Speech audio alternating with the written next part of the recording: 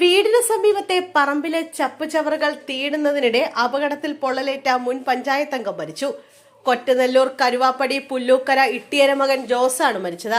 വീടിന് സമീപത്തെ പറമ്പ് വൃത്തിയാക്കി തീയിട്ടപ്പോൾ കാൽ തന്നെ തേയിൽ വീണ് ഗുരുതരമായി പൊള്ളലേറ്റിരുന്നു. ആശുപത്രിയിൽ ചികിത്സയിലിരിക്കെയാണ് മരണം സംഭവിച്ചത്. വേളൂക്കര പഞ്ചായത്ത് ഓഫീസിൽ ഹെഡ് ക്ലർക്കായി വിരമിച്ച ഇദ്ദേഹം ഇതേ പഞ്ചായത്തിലെ മുൻ അംഗം കൂടിയാണ്.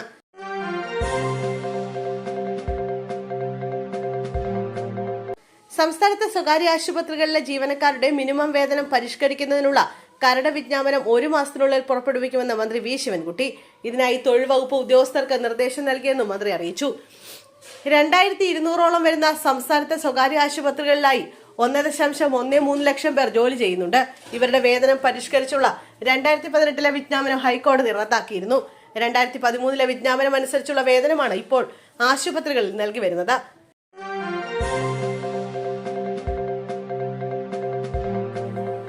സേവ് ബോക്സ് ആപ്പ് തട്ടിപ്പ് കേസുമായി ബന്ധപ്പെട്ട നടൻ ജയസൂര്യയെ ചോദ്യം ചെയ്ത് ഇഡി കൊച്ചി ഓഫീസിൽ വെച്ചാണ് ചോദ്യം ചെയ്യുന്നത്. സേവ് ബോക്സിന്റെ ബ്രാൻഡ് അംബാസിഡറായി ജയസൂര്യയ്ക്ക് കരാറുണ്ടായിരുന്നതായി ഇഡിക്ക് വിവരം ലഭിച്ചിരുന്നു. ഇതേ തുടർന്നാണ് ചോദ്യം ചെയ്തത്.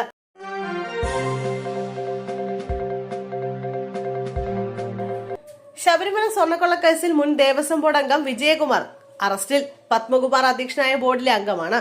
കേസിൽ ബോർഡിലെ എല്ലാ അംഗങ്ങൾക്കും തുല്യ ഉത്തരവാദിത്തമുണ്ടെന്ന് ഹൈക്കോടതി കഴിഞ്ഞ ദിവസം നിരീക്ഷിച്ചിരുന്നു. ശങ്കർദാസിലേക്കും വിജയകുമാറിലേക്കും അന്വേഷണം എത്താത്തതിൽ SIT ഹൈക്കോടതി വിമർശിച്ചു.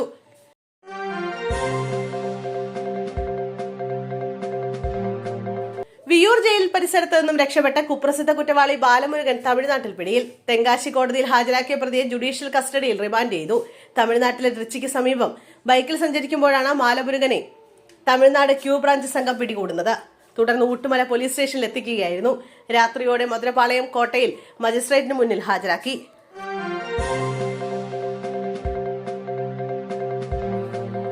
വട്ടിയൂർക്കാവ് MLA VK പ്രശാന്തിന്റെ ശാസ്തമംഗലത്തെ കോർപ്പറേഷൻ കെട്ടിടത്തിലെ ഓഫീസുമായി ബന്ധപ്പെട്ട വിവാദം പുതിയ തലത്തിലേക്ക്. തിരുവനന്തപുരം കോർപ്പറേഷന്റെ കെട്ടിടങ്ങൾ സ്വകാര്യ വ്യക്തികൾക്ക് വാടകയ്ക്ക് നൽകുന്നതിൽ വൻ ക്രമക്കേട് നടന്നിട്ടുണ്ടെന്നാണ് കണ്ടെത്തൽ. ഇതുമായി ബന്ധപ്പെട്ട സമഗ്ര അന്വേഷണം നടത്താനാണ് തിരുവനന്തപുരം കോർപ്പറേഷന്റെ തീരുമാനം. വാടകയ്ക്ക് നൽകിയതിന്റെ മുഴുവൻ രേഖകളും ഹാജരാക്കാൻ സെക്രട്ടറിക്ക് നിർദ്ദേശം നൽകും. മിക്ക കെട്ടിടങ്ങളും കടമുറികളും പല ആളുകൾ കൈമാറി ഉപയോഗിക്കുന്നുവെന്നാണ് കണ്ടെത്തൽ.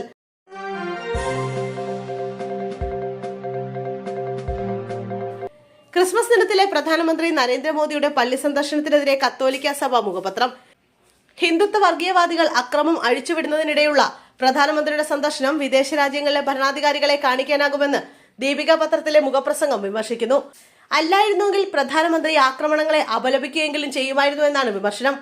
വർഗീയത വാനോളം നിവേദനം പോരാ എന്ന തലക്കെട്ടിലാണ് മുഖപ്രസംഗം.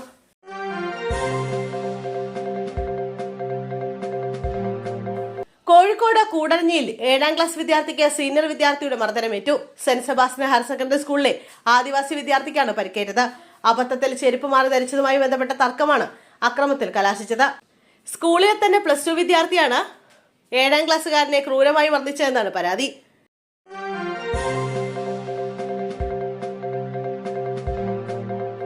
കഴക്കൂട്ടത്ത് ദുരൂഹ നിലയിൽ മരിച്ച 4 വയസ്സുകാരന്റെ മരണം കൊലപാതകമെന്ന് കണ്ടെത്തി. കുട്ടിയുടെ കഴുത്തിനേറ്റ മുറിവാണ് മരണകാരണമെന്ന് പോസ്റ്റ്മോർട്ടത്തിൽ കണ്ടെത്തി. കസ്റ്റഡിയിലുള്ള അമ്മയുടെ സുഹൃത്തിനെ കൂടുതൽ ചോദ്യം ചെയ്യും. കുട്ടിയുടെ മരണവുമായി ബന്ധപ്പെട്ട അമ്മയുടെ പങ്കും പോലീസ് അന്വേഷിക്കുന്നുണ്ട്. കഴക്കൂട്ടത്ത് ലോഡ്ജിൽ താമസിക്കുന്ന പശ്ചിമബംഗാൾ സ്വദേശി മുന്നി ബീഗത്തിന്റെ മകൻ ഗിൽദറാണ് മരിച്ചത്. കൊലപാതകമെന്ന സംശയത്തെ തുടർന്ന് മുന്നി ബീഗത്തിനെയും സുഹൃത്ത് തൻവീർ ആലത്തിനെയും ഇന്നലെ പോലീസ് കസ്റ്റഡിയിലെടുത്തിരുന്നു.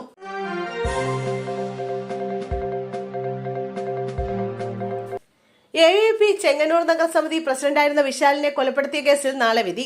പ്രായപൂർത്തിയാകാത്ത ഒരാൾ ഉൾപ്പെടെ 20 ക്യാമ്പസ് ഫ്രണ്ട് പ്രവർത്തകരാണ് കേസിലെ പ്രതികൾ. മാവേലിക്കര അഡീഷണൽ സെഷൻസ് ജഡ്ജ് പൂജ PP ആണ് വിധി പറയുന്നത്.